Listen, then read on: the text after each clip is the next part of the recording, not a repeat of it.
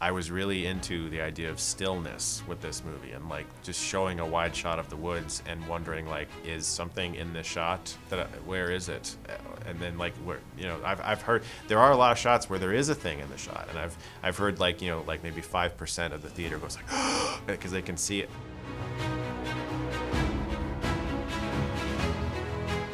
Well, thank you again for sharing your time with me today. I appreciate it. I'm so excited to chat about the film. And I wanted to jump into a bit of a broader question first before diving into specifics about the film, because there's so many bonkers, pulse-pounding scenes throughout the film. So I'm curious for you, having lived with the idea of this film from the writing stage for so long and through production, did you have a favorite scene you were excited to dive into to film, to see it from page to on screen? I was very excited to shoot in the prison, the Shawshank prison, not just because it's like this big location and it felt like we were outside of the indie space, like we were in like this amazing location, but because of the history of the movies that have shot there, like Shawshank Redemption, but even like lesser known movies that have shot there, like Air Force One. I love that movie. And there's like a scene from Air Force One at that prison, so it was pretty exciting to shoot there. Yeah, that was actually going to be my next question, because those were some of my favorite scenes, because I felt the eeriness and kind of that uncomfortableness. Good. Did it feel that way when you were there? Did you Yes. feel that eeriness when you were Yes. shooting there? A very strange location. Lots of people were like, I hear things. I don't like this place. I was like, yeah, it's creepy. It feels really weird in there. Like there's this, it does kind of feel like the atmosphere is different. And you go into different rooms. Like we went into solitary confinement, which is like way below in the basement. And yeah, I don't know the history of it. And you would step into a room and it would feel like the air was more pressurized, Yeah. Very strange. Yeah, I feel like part film buff, I would love to be in there, but then the other part would be like, get me out of here Yeah, immediately. I wouldn't be in there alone. No, absolutely not. I would not be as brave as Mia. I would not be Nope, running me in neither. there. I wrote a character way braver than me. She's who I aspire to be. That's who I'd like to think I am in a horror movie, but I Yeah. feel like I would not be that. No. Something else I'd love to discuss was the perspective on the design of the presents, because again, it was so eerie. So I'd love to know where you drew any inspiration from for that, and how the identity come through the physicality of it. Oh yeah.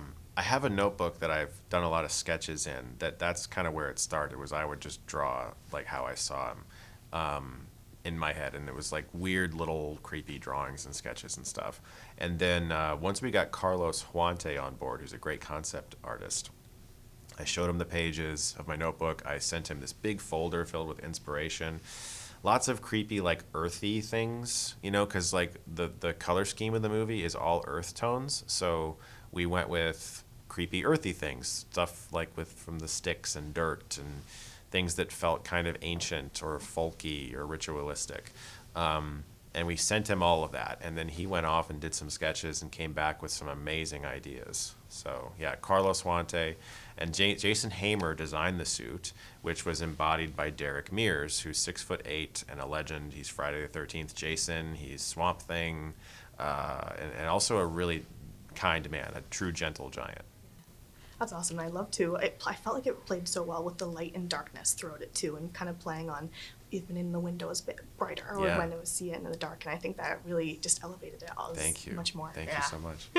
Going off the light versus darkness, I also kind of wanted to chat about sound versus silence, because the audio design in this was fantastic. And so I'd love to hear your perspective on kind of building that up and balancing with the scenes that were kind of like the found footage-esque scenes versus the first person with Mia, how you wanted to play with silence and sound through those. When we shot the found footage stuff, we used only authentic, period accurate gear. So everything from the camera to the tape to the microphone to even the editing software was pre-2008. And so that meant that the approach to sound for those found footage scenes was different from the rest. And like we did not mic up the actors for the found footage stuff. We had one onboard mic on the camera for that, because that's how they would have done it. And there's also some like wind noise in some of those videos where you get like that old like from the wind, We left all that in because that's part of the charm to those old types of videos shot on tape. And with Mia and her journey in the more traditional narrative part of the film, that's where we can really play and get big and use all of the surround and the bass and get in there and play not just with like things that were loud, but also with the silence of things, because I was really into the idea of stillness with this movie, and like just showing a wide shot of the woods and wondering like, is something in this shot where is it? And then like where, I've heard there are a lot of shots where there is a thing in the shot, and I've heard like like maybe 5% of the theater goes like because they can see it, and so that was also a lot of fun. I felt my attention to detail just kept growing and growing because every time we saw a scene like that, I was like, okay, what am I missing? I'm like trying to look from left to right, up and down. I'm like, I feel like I'm blind right now because I'm missing it. There's a lot of stuff in there. I'm excited for people to get it on Blu-ray and start noticing some things. Yeah, absolutely. Now, I was watching your Collider interview with Perry Nemiroff, and I love how you mentioned that you have a movie stub binder that you've been collecting since 2001. Yeah. Well, I wanted to bring mine today to show you because I'd love to chat about it. My mom started collecting movie stubs when I was a kid, so this is my first one. 2009, it was up for my 5th birthday. Wow. And then I've done it since then, so I have all those in there, so I love hearing them. I have up also at home. Yeah. That's awesome. Oh, wow, that is so cool. Yeah, no, it's really important to me because it's not just about the memories, but I also like that if I go to the same theater a lot, the ticket will show the auditorium that you saw the movie in. And then you can start being like, oh, wait, I saw The Dark Knight in Auditorium 7. And I also saw 500 Days of Summer in that auditorium. And you realize, oh, wait, I've seen like all of these cool movies in this specific room. That's fun to remember, too. And also to see the evolution of ticket prices. Right? Because like my earliest ticket prices are for like literally like $5 or $6, and seeing them kind of go up, and yeah, that's fun. There was a point I remember where Cineplex changed the color of their tickets, and so it changes in the book. And my sister's like, "Why do you know that? Why did you notice that?" I noticed the same things in mine. Yep, I get it.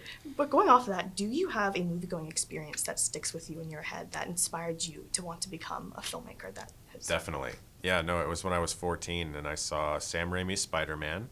Then I saw Spielberg's Minority Report, and I saw M. Night Shyamalan's Signs all in the same summer.